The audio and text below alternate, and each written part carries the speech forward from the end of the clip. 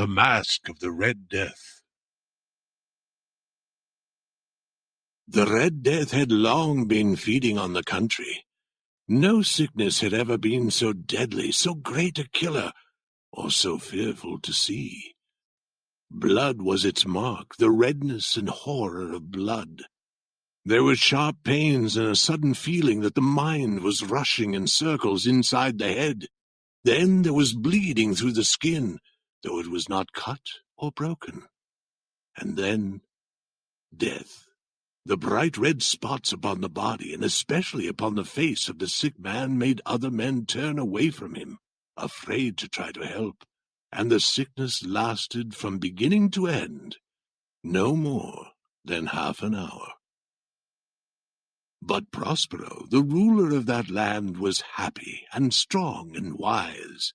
When half the people of his land had died, he called to him 1,000 healthy, happy friends, and with them went far away to live in one of his palaces. This was a large and beautiful stone building he had planned himself. A strong, high wall circled it. This wall had gates of iron. The gentlemen, after they had entered it, brought fire to heat the iron of the gates to make them close so firmly that nobody could open them. Here they could forget the sickness, the Red Death. They would leave the outside world to care for itself. Prospero had supplied everything they needed for pleasure. There was music, there was dancing, there was beauty, there was food to eat and wine to drink. All these were within the wall, and within the wall they would be safe. Outside the wall walked the Red Death. It was near the end of their 5th month there that Prospero asked his friends to all come together for a dancing party, a masquerade. Everyone was asked to come dressed in fine clothes and with his eyes, or perhaps his whole face, covered by a cloth mask.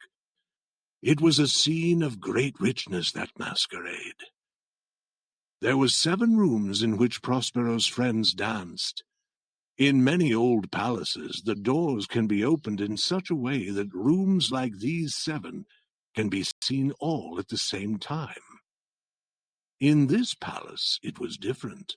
Little more than one of them could be seen at one time. There was a turn every 20 or 30 yards. To the right and left, in the middle of each wall, was a tall pointed window. The windows were of colored glass, of the same color that was used in each room. The first room had blue cloth hangings on the wall, and blue were its windows. The second room had wall hangings of that blue-red known as purple, and here the windows were purple. The third was green, and so was the glass of the windows. The fourth had hangings and windows of yellow, the fifth of white, the sixth of violet. But the 7th room had hangings on the walls made of a rich soft cloth which was black, black as night. And the floor, too, was covered with the same heavy black cloth. In this room the color of the windows was not the same.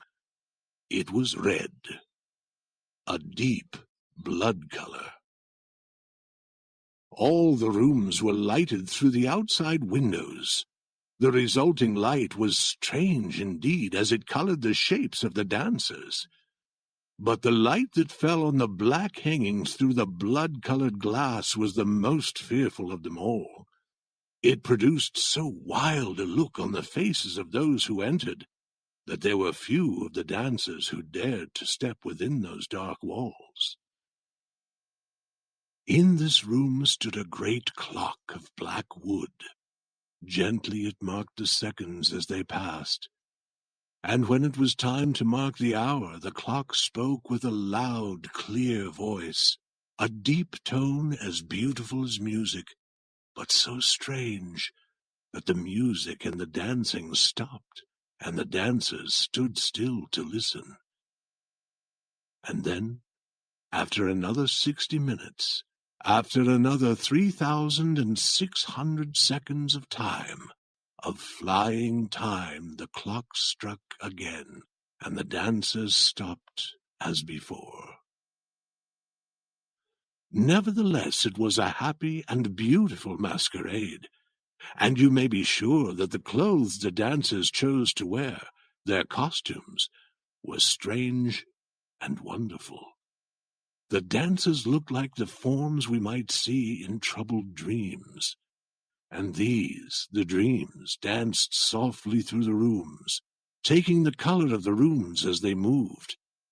It did not seem that their steps followed the music, but that the music rose from their steps. But into the seventh room the dancers do not go, for the red light coming through the windows and the blackness of the wall hangings make them afraid. And he who enters hears more deeply the striking of the great black clock. But the other rooms are crowded, and in them beats hotly the heart of life. And the dance goes on, until at last the clock begins to strike 12. Again the music stopped. Again the dancers stood without moving, while the slow striking sound continued. Before the clock was quiet again, many in the crowd saw that in the first room, the blue room, there was a masquerader who had not been seen before. As they talked softly to each other about him, a feeling of surprise spread through all the dancers. Then a feeling of fear and sickening horror.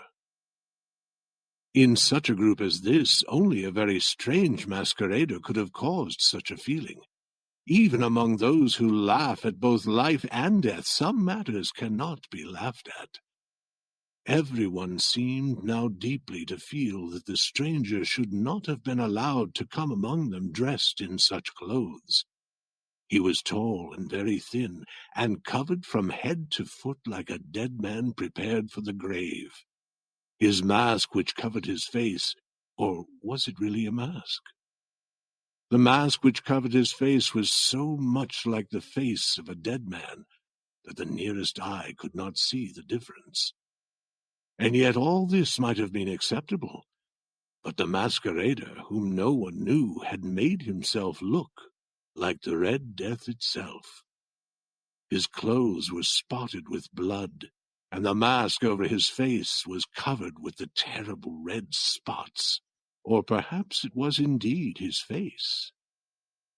When Prospero looked upon this fearful form, he was at first filled with terror, and then with anger. "Who dares?" he cried. "Take him! Seize him! Pull off his mask so we may know who we must hang at sunrise!" Prospero stood in the blue room when he spoke these words. They sounded through the 7 rooms loud and clear. At first, as he spoke, some of the dancers started to rush towards the strange masquerader. But they stopped, afraid, and no one dared to put out a hand to touch him. The stranger started to walk towards the 2nd room. He passed within a few feet of Prospero, who stood still, surprised. And while the dancers moved back from the center of the room, the stranger moved quietly, without being stopped. With a slow and measured step through the blue room to the purple room, through the purple room to the green room, through the green to the yellow, through this to the white, and then to the violet room. As the stranger was entering the 7th room, Prospero suddenly and angrily rushed through the 6 rooms. No one dared to follow him. He held a sharp knife high over his head, ready to strike the stranger.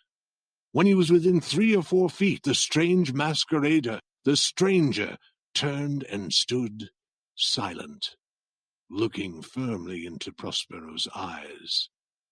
There was a cry, and the knife dropped shining upon the black floor, upon which a moment later Prospero himself fell, dead.